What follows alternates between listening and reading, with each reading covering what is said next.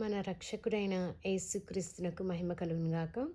Dear friends, మీ అందరికి కూడా ప్రభువైన యేసుక్రీస్తు నామములో శుభవందనములు. ఈరోజు నేను ప్రైజ్ అండ్ వర్షిప్ టాపిక్గా ఏం తీసుకున్నానంటే, దావీదు కీర్తనాకారుడు అంటారు కదా, కీర్తనలో 145 అధ్యాయం 1వ వచనంలో, రాజువైన నా దేవా నేను నిన్ను ఘనపరిచెదను అని. అలాగే కోరహ కుమారులు కూడా కీర్తనలో 84వ అధ్యాయం 3వ వచనంలో అంటారు కదా, సైన్యములకు అధిపతి యెహోవా నా రాజా నా దేవా అని ఇటు రీతిగా దేవుని కనపరుస్తున్నారు. సో అందుకని యేసయ్య రాజుగా ఎలా ఉన్నాడో మనం చూద్దాము. ఓకే, ఫస్ట్ పాయింట్గా కీర్తనలు 10వ అధ్యాయం 16వ వచనంలో యెహోవా నిరంతరము రాజే ఉన్నాడు. నెక్స్ట్, పురాతన కాలం మొదలుకొని దేవుడు నా రాజే ఉన్నాడని కీర్తనలు 74వ అధ్యాయము 12వ వచనంలో మనం చూస్తున్నాము. ఆయన సర్వభూమికి రాజే ఉన్నాడు అని కీర్తనలు 47వ అధ్యాయము 2వ వచనంలో మనం చూస్తున్నాము. దేవుడు అన్యజనులకు రాజే ఉన్నాడు అని కీర్తనలు 47వ అధ్యాయం 8వ వచనంలో మనం చూస్తున్నాము. దేవుడు నిత్యము రాజుగా ఆసీనుడై ఉన్నాడు అని కీర్తనలు 29వ అధ్యాయం 10వ వచనంలో మనం చూస్తున్నాము.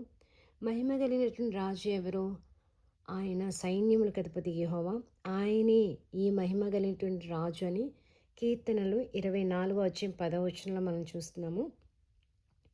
యెహోవా మహాదేవుడు, దేవతలందరికీ పైన మహాత్మ్యం కలిగిన మహారాజు అని కీర్తనలు 95వ అధ్యాయము 3వ వచనంలో మనం చూస్తున్నాము.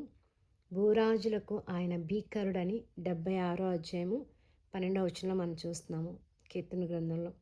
ఓకే, నేను బైబిల్ చదువుతున్నప్పుడు నాకు ఇంకొకటి అమేజింగ్ వాక్యం ఒకటి నాకు గుర్తొస్తుంది. ఏంటంటే, యెహోవా రక్షించును, మేము మొర్రపెట్టినప్పుడు రాజు మాకు ఉత్తరం ఇచ్చినని. ఈ వాక్యం చదివినప్పుడు నాకు చాలా అమేజింగ్ అనిపించింది. మనం మొర్రపెట్టినప్పుడు ఎవరు మనకి ఉత్తరం ఇస్తున్నారంటే రాజు మనకి ఉత్తరం ఇస్తున్నట్టు. అంత మాత్రమే కాదు, ఈ లోకంలో ఉన్నటువంటి సమస్త రాజులందరూ కూడా మన రాజుల రాజు అయినటువంటి యేసుక్రీస్తుకు నమస్కారం చేస్తున్నట్టు కీర్తన 72 అధ్యాయం 11వ వచనంలో ఉంది.